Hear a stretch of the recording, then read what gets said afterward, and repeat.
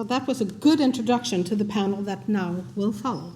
So I'm asking the panelists, please join me here on stage. Katrín Jakobsdóttir, Senior Emissary, Chair of the Polar Dialogue and former Prime Minister of Iceland. Sara Olsvig, International Chair, Inuit Circumpolar Council. Where are you, Sara? There you are. You were sitting right next to me. I should have noticed that. Elana Rowe, Research Professor at the Norwegian Institute of International Affairs. And I know that you also have an academic connection, but I'll let you even say that yourself. David Balton, Senior Fellow at Harvard Kennedy School's Arctic Initiative. And Gunnar Stefánsson, who is the Vice President of Research for UArctic and also Director of the Engineering Research Institute at the University of Iceland. So we have a very distinguished panel here, as you can say. And please sit wherever you like. I'll take this chair, but you can sit wherever you like. So in the introduction, he's going to sit. In the introduction to this panel, we talk about things that we're all quite concerned about right now. As global powers ramp up their strategic interest in the Arctic, long-standing pillars of cooperation, like the Arctic Council, are under strain. Obviously, we all recognize that. This session attempts to examine the effects of rising geopolitical tensions and shifting alliances on scientific cooperation and regional stability. So I think I'll start by asking just an opening question. Have you all reflect a little bit on the whole concept of the panel and where we're at? Gunnar, since you're sitting here, perhaps I should start with you. Okay. I'm going to sit down. Do that.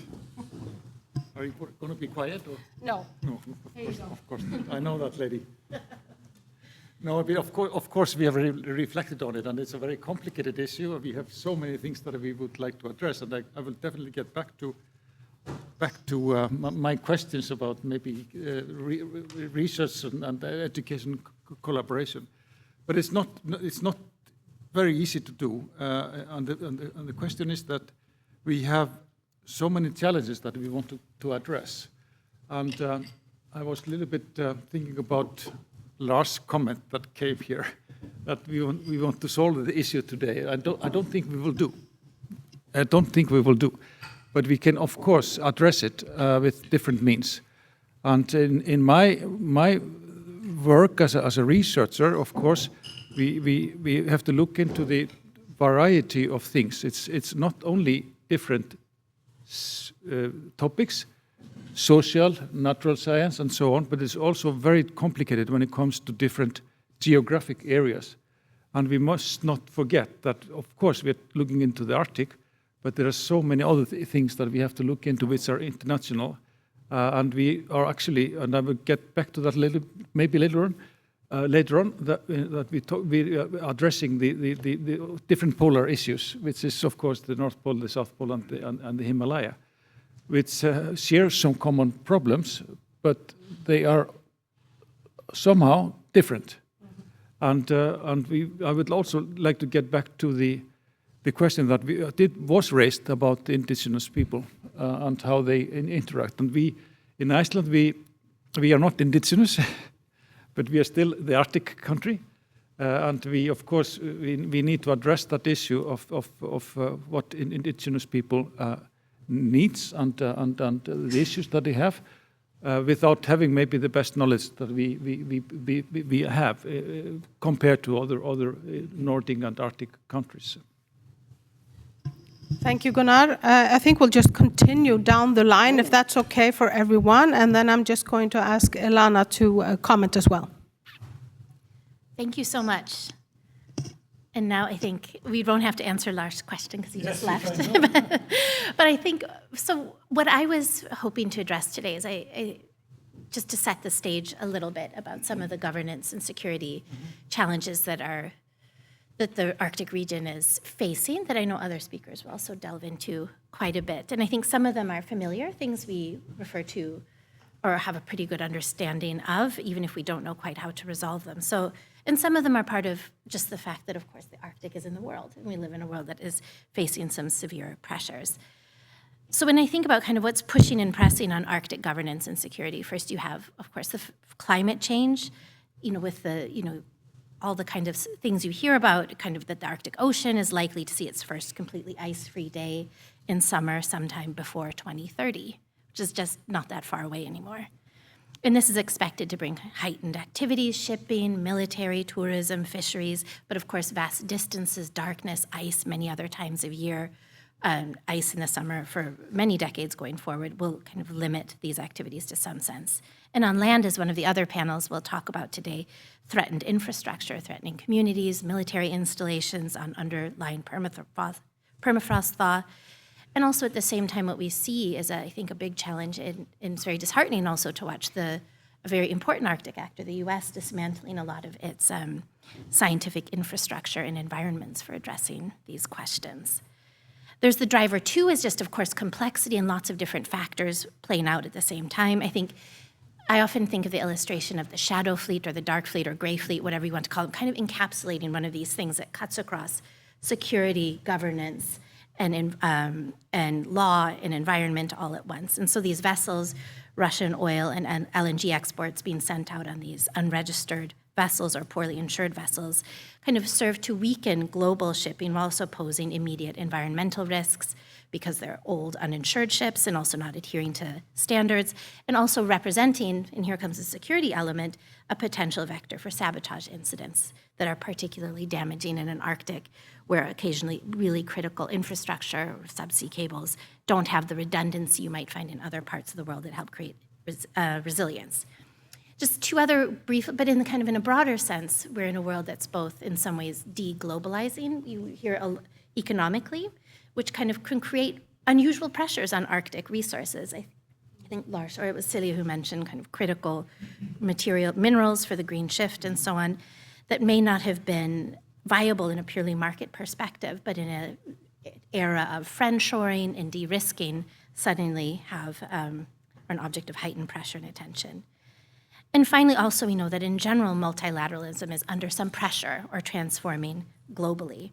We tend to think of the world of international organizations and global governance we have as something almost, we're very presentist about it. We think what we have today is what we will have and what we have had. But really, when you look at, there's a great statistical study done by Metta Sangiovanni, where she looks at that there are about 561 international governmental organizations that were created between 1815 and 2015.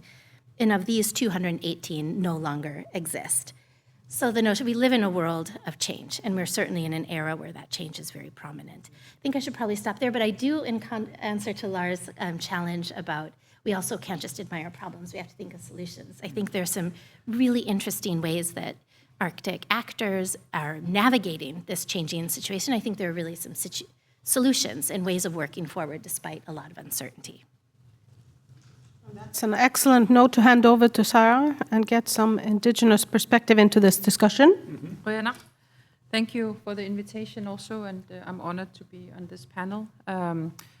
There was many questions. I'll try and address 3 of them. First of all, of course, the headline for our panel and the word fractured. As an Arctic citizen, as an indigenous person from the Arctic, to me, of course, there's different ways of addressing whether the Arctic is fractured or not. For us who live in the Arctic and have family and fellow Inuit and other indigenous peoples across state borders, it's not fractured. It exists, and it consists of the states that are there. It's not so that non-Arctic states will suddenly become Arctic states because we are narrating that the Arctic is a fractured region. So at least that's something we have to be very careful of. So as the first thing I want to say is that we do have the Arctic Council. Yes, it's not up and running in a perfect way. We can do more to make it more efficient, especially in the working groups that is producing the knowledge with indigenous peoples included in much of the work that is most relevant for us who live in the Arctic. So we have to safeguard the Arctic Council, and we all have a shared responsibility to do so.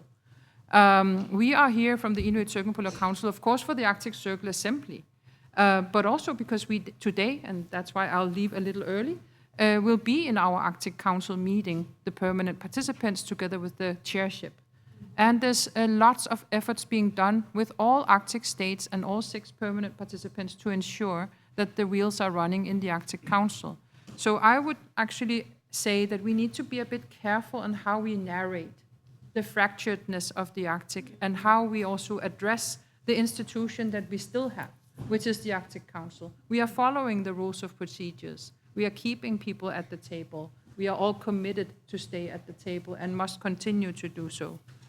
Then the question that Lars posed, it's an issue that we have been addressing both with the UArctic and many others, and of course we will continue pushing to ensure that knowledge produced about the Arctic is responsive, it's ethical, it's equitable in the way that it's produced in terms of including indigenous knowledge and indigenous peoples in terms of perspectives and policies and so forth. Here, I think the most important thing is read what we write. We are writing so many policy documents, coming up with proposed different kinds of guidelines and protocols on how to do things in a more equitable and ethical way. We have from the Inuit Circumpolar Council our equitable and ethical engagement protocols. We have in the Arctic Council also documents co-produced by all the 6 permanent participants. We have our thinking around how to manage and work with indigenous knowledge. That's not always an easy thing, especially if people are not used to doing so in their research. So read what we write, but also to not reproduce existing systemic inequities and discrimination. Because when we think about it, and I hope everyone who does research thinks about it, the role of research in colonization has been massive. So think about how you produce, how you write, what you say, and how you do your research in terms of not reproducing the existing inequities that we are still facing as indigenous peoples. Basically, that is all about be our allies. Be our allies in terms of our human rights, be our allies in terms of understanding and educating yourself in terms of what is already out there of policy documents and guidelines and protocols. The last thing I want to say is that, okay, if we're going to talk about a fractured Arctic in terms of geopolitics, yes, that has also existed before. And we were able to tie knots, create lines of communication, establish cooperation across state borders last time there was a fracture.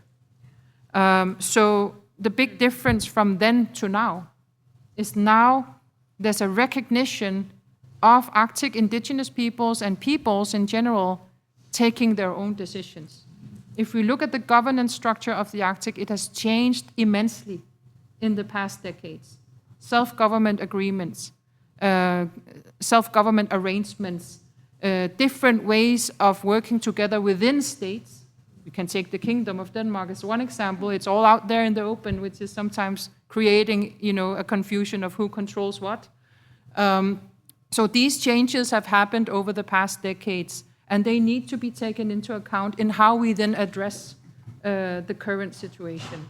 So that's something I think we still need to educate ourselves more within, and that goes both for indigenous peoples and non-indigenous peoples and researchers.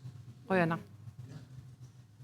Thank you so much. Excellent reminders. And now on to Katrín for following suit. Yeah, thank you. Thank you, Pia. Great to be here with all of you and all of you. I think I would like to raise 3 thoughts in the beginning. First, we are obviously living in extremely precarious times when it comes to multilateral collaboration. I was just arriving from the World Health Summit in Berlin, and actually the international structures and regulations on health are being undermined more every day. And then I'm just talking about obvious things like respect for health workers in conflict and war, respect for hospitals and other faculties of healthcare, etc. So this is just one sector where international regulation and norms are being undermined. And I think I can say that about every sector. We can talk about climate, conflicts, territorial sovereignty, etc. So obviously our system is under extreme pressure, not just because of budget cuts within that system, but also because of that diminishing respect for international norms and laws. And I think, obviously, this is something that affects all of us also here in the Arctic, but here we have our own multilateral system, the Arctic Council, which Sara mentioned. And I must say that I think the Arctic Council has done well in these very precarious times, both under the chairmanship of Norway and now under the chairmanship of Kingdom of Denmark, Greenland, Faroe Islands, and Denmark, because in a very delicate way, the Council has managed to go on. Obviously, it's not the same great atmosphere that we had here in Reykjavik in 2021 when we all agreed on a strategic vision for the next 10 years, where the Arctic should remain a region of peace, stability, and constructive cooperation. And a very strong focus was on the sensitive ecosystem and climate change. So obviously a lot of water has gone under the bridge since. And there are, obviously I refer to Russia's invasion in Ukraine, but I also refer to changes in the US administration, the open interest that the US president has shown to buying Greenland, which has created a lot of instability, obviously, here in the Arctic, but not least. And then I move on a little bit to my third point in science cooperation, because that's another symptom of these times that we are living, that there is a strong science denialism.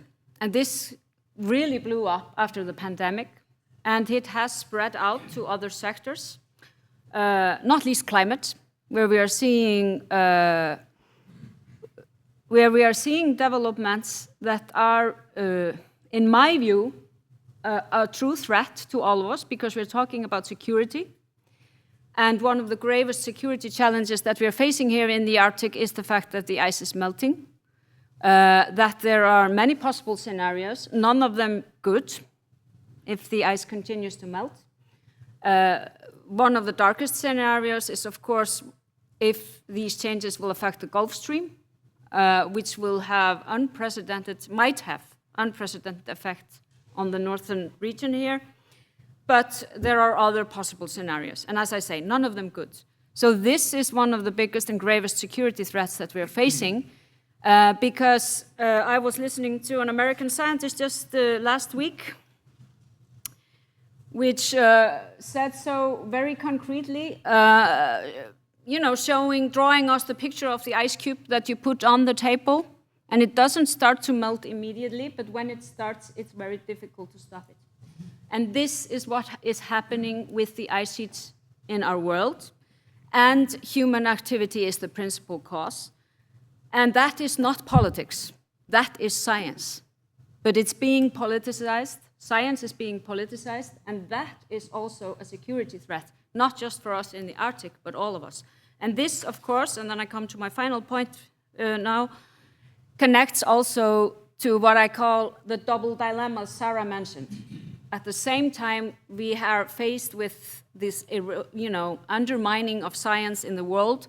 We also, here in the Arctic, have to face the fact that research and science has been very closely connected to colonialism in the Arctic, that the indigenous people around the Arctic have had severe challenges because of exactly research interest in the Arctic. And we have to be ready to talk about that, but at the same time be very conscious that science is dealing with immense pressure and challenge right now. And it's really important, in my view, which stand we take in that debate. So I don't know if I can say that we're off to a very positive start, but obviously it's a difficult topic. So, Dave, please go ahead. Thanks very much, Pia. Thank you for inviting me here. It's nice to be back in the University of Iceland. Until recently, I didn't have any particular academic affiliation. Now I am affiliated with the Harvard Kennedy School's Belfer Center, but by training and practice, was actually a government official for most of my career, and I see these issues as somebody who has been working at the international level on Arctic governance for some 20 years. And when I began, and I I want to start there because everything we've just heard is a radical departure from the experience I had until fairly recently. I saw, starting 20 years ago, lots of potential for greater cooperation in the Arctic, for expansion of governance, and in fact, that is what unfolded. The Arctic Council had existed when I first started in this work, but grew in scope and reach and ambition. There were negotiated under its auspices 3 separate treaties among the 8 Arctic states on search and rescue, on oil pollution, and on science. There was separately, through the International Maritime Organization, a stronger set of rules for polar shipping, the Polar Code. And there was a fisheries agreement that prohibited commercial fishing in the Central Arctic Ocean, all in the space of about a decade. Indeed, all of this activity led to the coining of a term, Arctic exceptionalism, that the countries of the Arctic were willing to put aside their differences about other things, particularly differences vis-a-vis Russia, and focus on what they could get done together. In the same period of time, the Arctic Council was nominated multiple times for the Nobel Peace Prize, not so much for the projects and programs that it put out, which are all very impressive, but for the role it played in keeping the Arctic a relatively peaceful and stable part of the planet. Well, I'm sorry to say that's not the narrative today. At least if people continue to perpetuate the narrative, it seems to diverge from reality. And we've been hearing from the previous speakers of what that reality really is. We do have, if not a fractured Arctic, at least an Arctic that is much less cooperative. Most, if not all, cooperation vis-a-vis Russia has ceased. No, not all, but most. And yes, the new U.S. administration that's been in place for the last 10 months, has walked away from the Paris Climate Agreement and has otherwise sort of belittled the multilateral diplomacy that is required for making progress in the Arctic based on long-term relationships and building of trust. Yes, the insistence on by our president that Greenland, not to mention Canada, should become part of the United States doesn't bode well for relations even among allies in the Arctic. So we're in a new place. We've not been here before. And what do we do? I agree with those who spoke before me that the Arctic Council is still our best circumpolar venue. It is still alive. It is still doing good work, mostly under the political radar screen. Thank goodness for those people who are carrying out that work now. We need to encourage it to maybe loosen some of the rules of engagement a little bit to allow for more work to get done. I, for one, don't quite understand why the working groups cannot meet in person. Yes, even with Russian technocrats or low-level officials participating, diplomats from all other 7 Arctic countries are in the same room with diplomats from Russia in dozens of multilateral institutions around the world as we speak, at the United Nations and elsewhere. Why does the Arctic Council have to operate the way it does today? And there probably are other suggestions we can make to help things move along. Yes, we need to confront, did you call it science denialism? I hadn't heard that phrase before, but I think it's an apt one. There are still things that are true. We need to stand up and say they are true and call out behavior that does not respect international law and international norms by a number of different actors. I'm an optimist, and I think that there is the prospect, perhaps not for a return to the Arctic Council we knew 5 years ago, but perhaps a new and improved version of one. We might have the chance to use the phrase from a former U.S. president, build it back better. The Arctic Council was never perfect. There were any number of things it could have done better and could have been arranged better. Indeed, the strategic plan that was adopted here in Reykjavik looked ahead to possible improvements. My hope is that the day will come when we can return to serious discussion about how to implement some of those things. I have more to say, of course, but I'll stop there.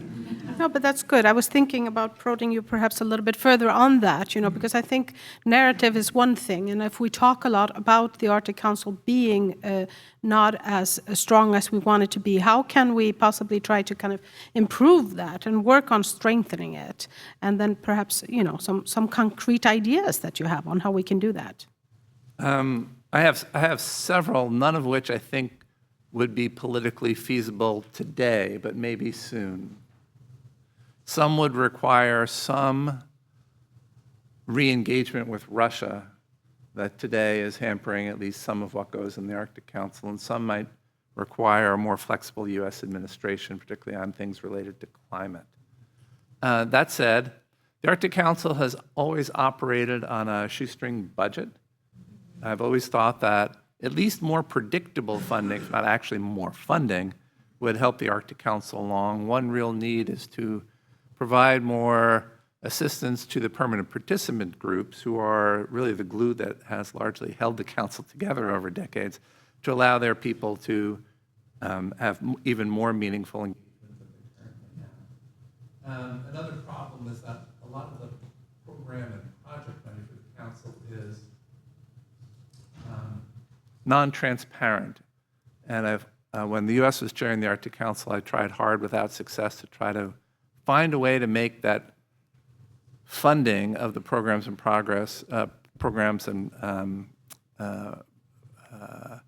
projects more transparent, so we'd have a better sense of who's contributing what and how much.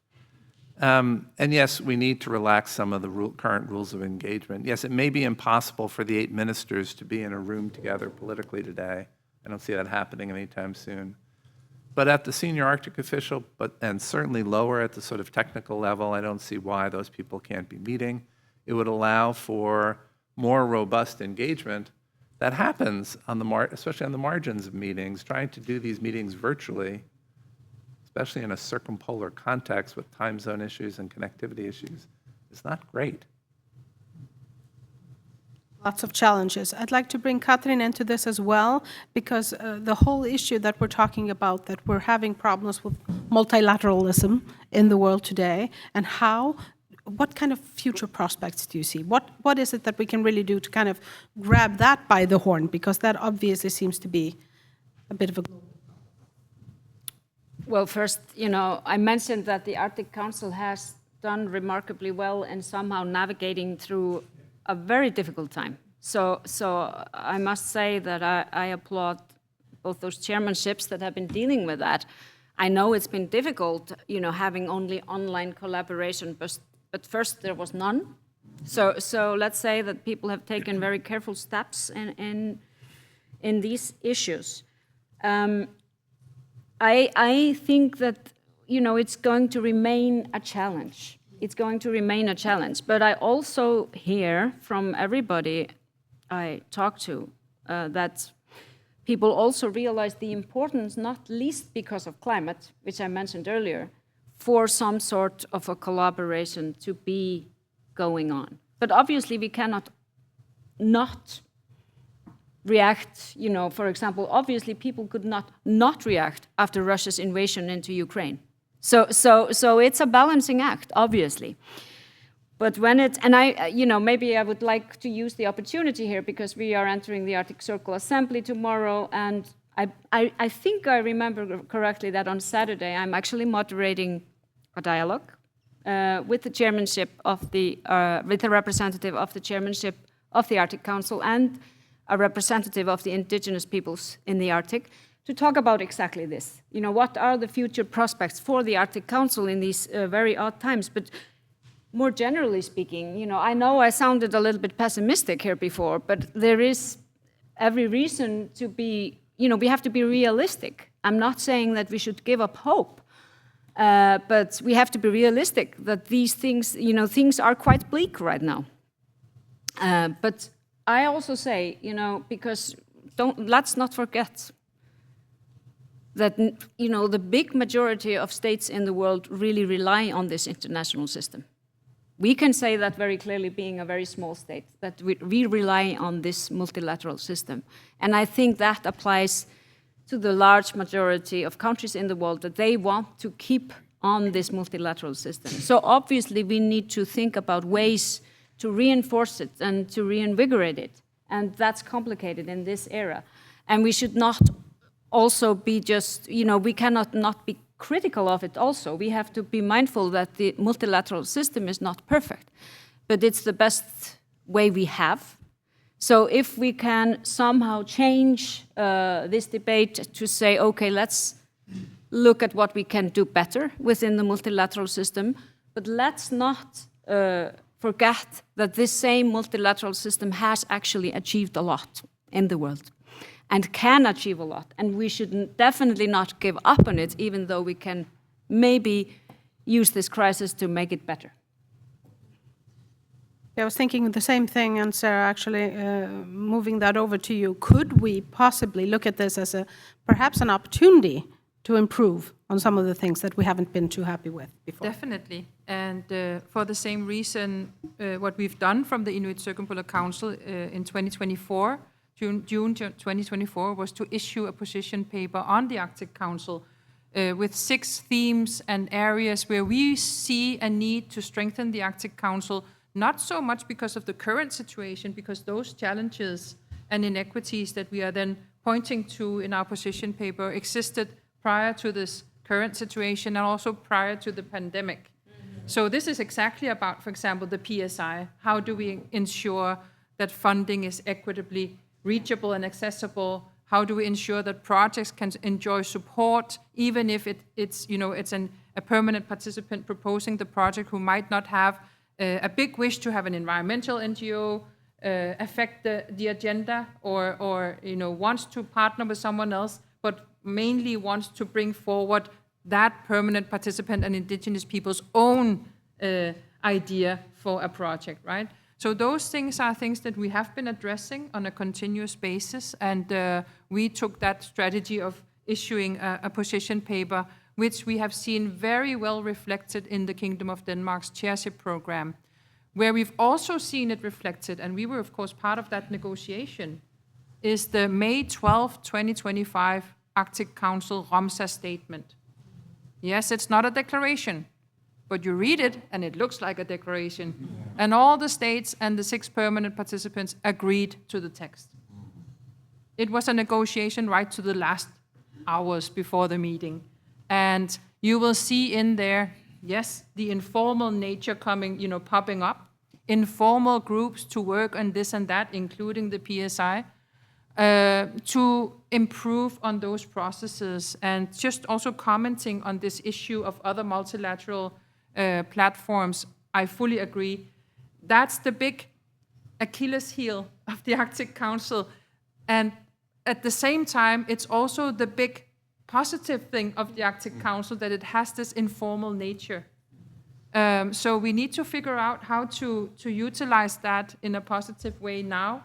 And we are working hard, and I can say that many of us are quite creative in trying to make things work in the Arctic Council as it stands. But the basic thing about it being an informal, it having this informal nature, is that then every single state needs to have that political willingness to continue engaging, and that we have.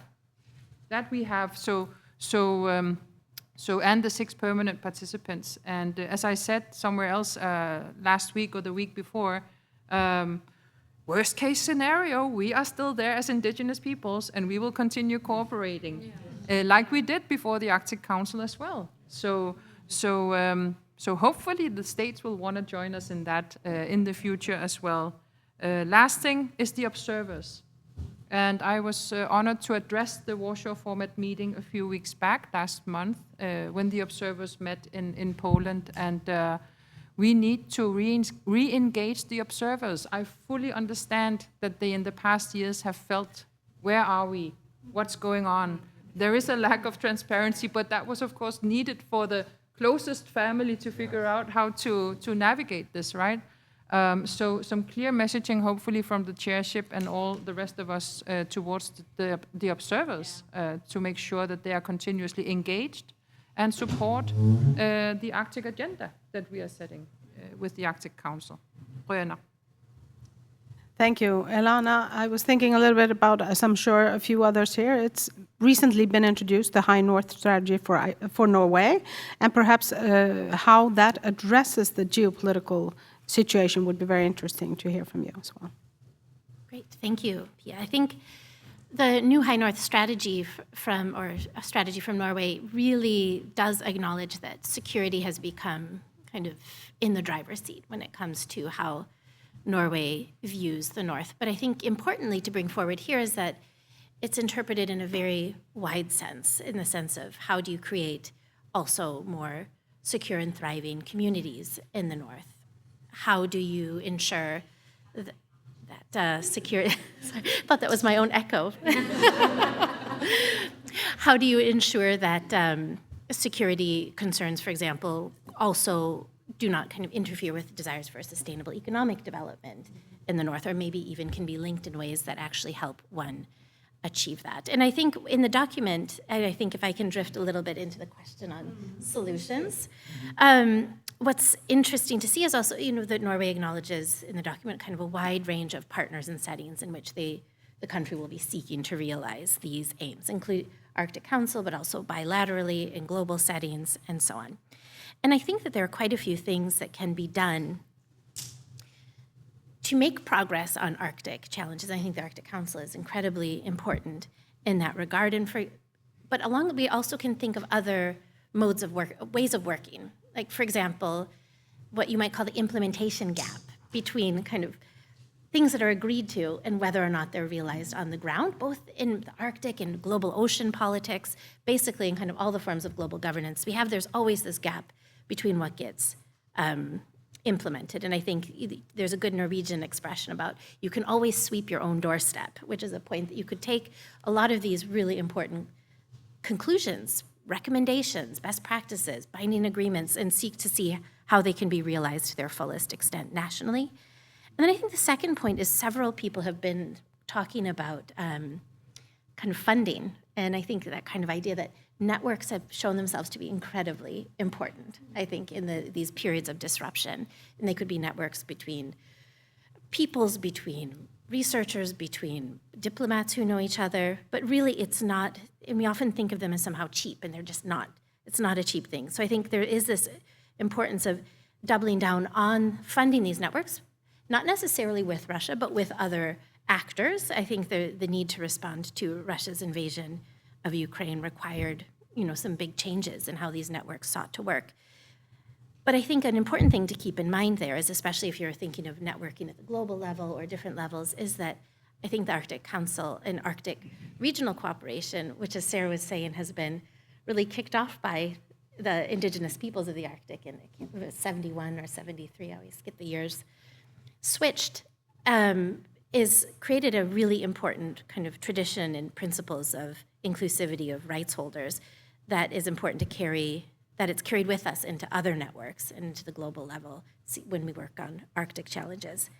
So absolutely that the regional level remains incredibly important. If we look at international agreements globally on the environment, 60% of them are non-global. They're like bilateral or regional. So clearly this is a level of governance that people in the right times and at the right moments can really make work, and is an important thing to preserve for better times. Thank you so much. And Gunnar, I think we'll move into the whole research collaboration part for you and ask how can we foster that in this difficult time? Yeah, thank you so much. I maybe want to react a little bit on what has been said now. My notebook is a completely mess after what you said here, because it's so many things which are very interesting, of course, on the Arctic Council, which if I put on my UArctic hat, of course, UArctic is a child of the Arctic Council, and I just not to spend too much time on it, but I would still like to say that we even if we have this problem that we are only 7 left of 8, it is still a fact that there's a lot of things going on. There's working groups, there are projects, going on, and there are financial opportunities. So it's not like it's dead. It's obviously hurt and not functioning as it should, but it's still quite active, and hopefully that will be, in the future, will be going back to its original thing. And we have to also, probably not everybody understand this, we get into this, that we are the Arctic 8, but there's a lot of observers to the UArctic which are working, and they are not Arctic countries. They're just working very, very closely to it. In my view, and when I was preparing to be here today, I was thinking about topics that we are working on when it comes to the Arctic. And we mentioned some international laws. Some of them are not very favorable for the Arctic. We need to have some, maybe a different way of doing things. But I thought what was very interesting for me was that what are the topics that we need to work with when it comes to the Arctic research and governance and all those issues. And to my mind, it's like issues that we have not touched upon, and that is like food security, as an example, which is very, very important for the Arctic nations, because some of them are not sustainable when it comes to food production and food supply. That was one thing. Energy. Again, I'm name dropping some things, and we don't have time to discuss it, but I'm sorry for that. But energy as well, green transition, how that is going. And we have seen so much push towards different new energy that is pushed up on the Arctic areas, which is maybe not a thing that we would like, but maybe you have to deal with. Transportation, security on maritime operations, and things like that. So there's so many things that we have to do. And I'm going to get back to my research agenda, is that who is going to do this? And obviously, there are many universities and research institutes doing those studies, but we can do much, much better. And we need to have more an Arctic rural aspect, because what we see today in research is very often mass volume industries that are in everywhere in the world, but in the Arctic it's so much different when it comes to how we do things, and we provide security, food security, transportation security, search and rescue, all these things. That's on my agenda. Thank you, Gunnar, very much. Now I think it's time actually to allow a few of the audience to have questions posed to the panel. I ask that you just raise your hand if you have a question, and also please state your name. And we're going to keep it to questions instead of huge speeches. Here you go. Hi, Pierre Birdot, CEO from ArcticNet in Canada. Very interesting conversation. I used to work in the standards business, and I have a question for you. Is developing Arctic-specific standards with international organizations like ISO, IEC, would that be a solution? Is there a way there to try to harmonize the way? And it doesn't have to be prescriptive.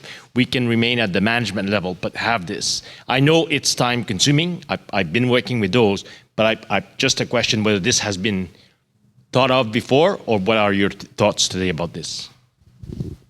Okay, perhaps we'll take one more question just to kind of collect a few. Thank you very much, panelists. Very interesting session. I noticed that nobody has mentioned China, and I would very much like to hear your views on China. So, yeah, let's refer back to the panel then for the answers. So we're talking about standards, and we're talking about China.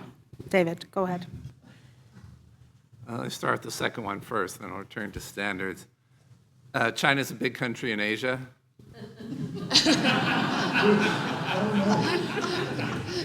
How about standards? No. I'm not one of these people who think that the Arctic belongs only to the Arctic nations. It sort of depends on the issue. Some issues in the Arctic don't even belong to all 8 Arctic nations. I'm thinking of, say, a boundary between the United States and Canada that's not yet resolved in the Beaufort Sea. There are really only 2 countries interested in that, US and Canada. On the other end of the spectrum, though, are questions like, shipping through the Arctic or the effects of Arctic climate change in the rest of the planet, or even more broadly, scientific research in the Arctic. These are legitimately questions that other nations outside the Arctic region can and do have legitimate interest in, and China is one of those. On the other hand, the relationship we have seen develop in the last few years, particularly between China and Russia, is concerning on a number of levels. They have engaged in joint military activities not far from the US coast. China has entered into a new kind of partnership with Russia to develop hydrocarbons in the Russian north, stemming largely from the sanctions that Western countries imposed on Russia following the full-scale invasion of Ukraine. That's a relationship that needs to be observed carefully. On the other hand, there is also a lot of hype about Chinese interests in the Arctic. My colleagues at Harvard, one of them sitting right here, put out a study earlier this year actually showing that a lot of Chinese investments, most places in the Arctic, are actually going down, have stagnated or have closed, even some in Russia. And so the picture of China sort of flexing its muscles and exerting undue influence in the Arctic is often overstated. So I'm not saying there's nothing to watch there. I'm not entirely sanguine about Chinese interest in the Arctic, but some of what we read in the press anyway, I feel is hyperbole. The question of standards I'm having a harder time with because there are standards about so many different things. So for example, one thing I mentioned earlier, the International Maritime Organization did develop common standards for Arctic ships in terms of safety and environmental security that didn't exist before. That was a good standard-setting exercise. And for the most part, but for, say, a shadow fleet mentioned earlier, I think those are being implemented in the Arctic. But there are many other different types of standards. The Arctic Council and perhaps other institutions in the Arctic could have a greater role. I think you're right to say that there's potential there to do more than they've done, than has been done, to create better standards. Just a very short, comment. I thought actually the first answer, China is a big country in Asia, was quite a good one, because you have to be careful when you're dealing with big countries. That's something that we as a small state are very, very conscious about. But having said that, and I can agree with many of the things you said, I think, and this also connects to the observers in the Arctic Council, is that obviously what happens in the Arctic does not stay there. So I have always said Arctic is a very local affair, but it's also a very global affair. We had the Arctic Circle Assembly, we had an Arctic Circle Forum in India, and many people asked us, why are you talking about the Arctic in India? Why? Well, let's just look at what will happen in India if the ice continues to melt at the same speed. Then we could see actually changes in weather patterns in India that might affect the monsoon, which actually is the backbone of Indian agriculture. And then we go to food security. So I think it's also very important that when we are talking about things like climate effects in the Arctic, it's not just the private issue of us, the Arctic 8 and the permanent representatives. It's also participants. I always get messed up with these correct formalities. Sara knows, she always says that to me. Don't say it, you say it wrong. You know what I mean. I'm talking about the indigenous peoples. I know what you mean. Yeah. So this is definitely our area, our region, but we also have to be mindful of that what happens can affect the rest of the globe. Yeah, I think Elana wanted to comment, but Sara, you as well, so. Yeah, Go first. yes, definitely. A big country in Asia where the government of Greenland has a representation. One of few places in the world. And why is that? Well, yes, it goes both ways. What happens in the Arctic doesn't stay in the Arctic. What happens outside of the Arctic affects the Arctic. Yes. So in that way, of course, the Arctic is part of the globalized world, and Arctic peoples and nations and self-governing nations also need to be part of the globalized world. So being from Galaslit Nunat, Greenland, it currently feels a little bit dangerous to talk much about China because it can also be misinterpreted in ways that we are not seeing, that we don't want to see from certain persons and other states. But that said, We have to realize that those exact standards that are being developed at IMO, China is there. The Central Arctic Oceans Fisheries Agreement, China is there. And it's not so that those platforms and institutions will necessarily include indigenous peoples in their decision making like we see it in the Arctic Council. So we have a very, very interesting and serious interplay there where we as indigenous peoples have been fighting very hard for many decades to also have a seat at the table.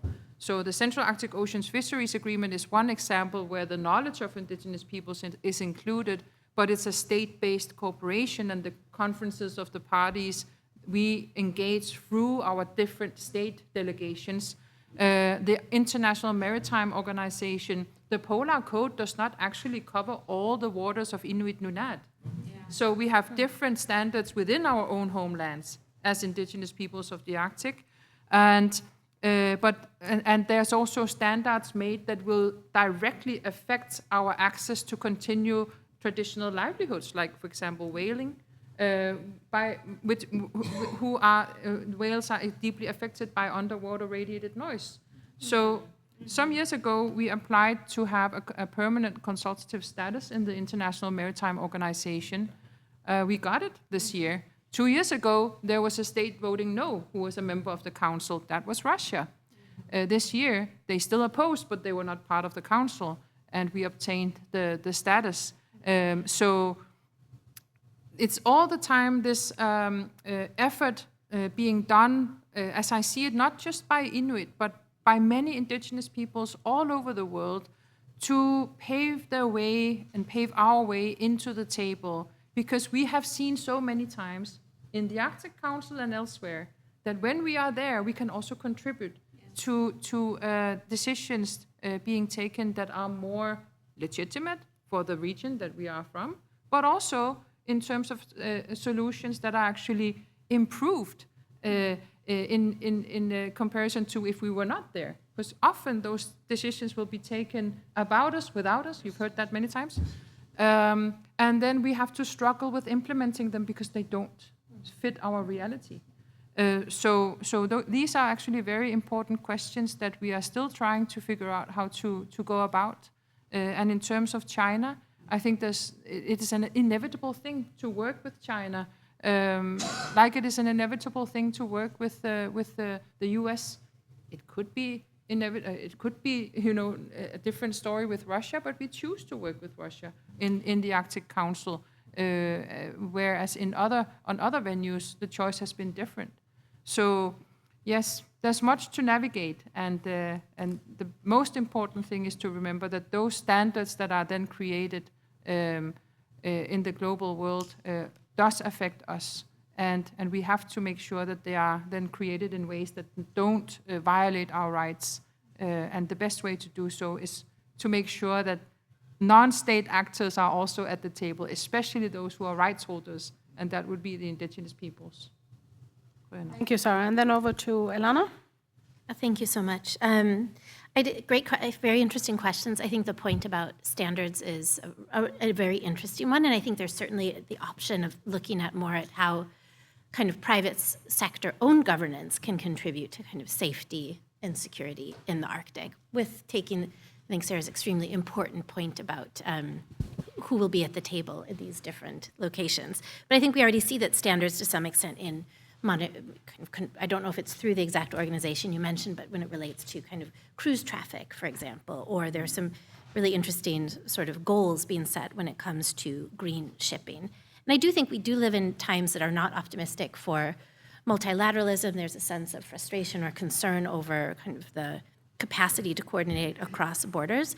But I think there's absolutely a value in continuing to seek out different ways of making things better. And I think that there's a chance that these can be examples that later on in better times might become the object of a circumpolar agreement. So I think there's an absolute need and importance in continuing to innovate, even when we live in a world where we continuously see some of these agreements from global governance being hollowed out by actors with poor intentions, for example, the shadow fleet and global shipping. When it comes to China, I thought I would maybe bring forward, I didn't speak quite as much about the Norway's High North strategy as I feel like you might have wished I did, Pia, but I think it's interesting there, that strategy, for a lot of Arctic states, really sees the domestic inside hangs together with the big global questions. And I think that's one of the things that makes Arctic governance more robust, is really that it takes into consideration what happens inside happens outside. But you could see that China in this document then has kind of an awkward position. There's both a clear statement that Norway will take a restrictive approach to China in its high north. And that, in that sense, is probably referring more to the question of direct investment into Norway's critical northern infrastructure, for example.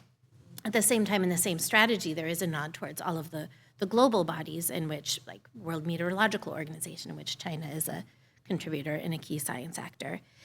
And I think also the other issue that is important to consider, and I think several of the speakers have gotten into the fact about how different parts of the Arctic are. When it comes to China, Russia, convergence, that there's sort of what you might see in the Barents Sea is very different than what you might see in the Bering Sea, even if some of it is overplayed. I know one of the issues that actors have followed quite closely that we haven't really seen at all in the European Barents Sea Arctic area is this question of kind of China and Russia engaging in military activities in a coordinated fashion, even if it's very far from the kind of type and level of cooperation that we see in, for example, the NATO alliance. So I think good comments from all the panelists on that important point, and thank you for that question. Okay, and now over to Gunnar. We're almost out of time, but Gunnar, you have to add something to these questions as well. Do I have to? No, you don't. You have to send I will leave China out. That's already have been said. It's a big country. But in regard to standardization, I have a more like a pragmatic approach to that, being an engineer, of course. And that is that we have standards. We have the Polar Code, which actually does not apply to fishery ships, which is a problematic thing. It counts to freight and cruisers. And that affects, of course, the high Arctic areas, because what is happening now, of course, is that the ice is low, it's thinner. Vessels are going further north, which makes a lot of danger. And they are not following the Polar Code, which is a problematic issue. I'll just talk about the standard, and this needs to be addressed, and maybe it will be soon. But when it comes to the Arctic countries, where we, of course, see people, especially indigenous people, of course, hunting for their livelihoods on very thin ice, that is also a huge issue that we haven't addressed at all. And need to be addressed, and I guess, Sara, you will take that role. But I think for me, it's a big thing that we just don't address, because in Iceland we have, of course, we are very relying on the fishery industry, but we don't understand those issues. We have our big trawlers, and they are going far norther and norther and norther. And I'm not waiting for the day that something will happen, but I suspect it will be in the future, unfortunately. Search and rescue issues is also very big. Iceland has a little bit more than 100,000 square meters of land, but they have more than 700,000 square meters of sea, which they're responsible for. And that is a huge issue, and we cannot address it. It's impossible. We have 3 helicopters. One is always in maintenance, and one is not working, so we have only one. And then we have one decent ship that can go somewhere.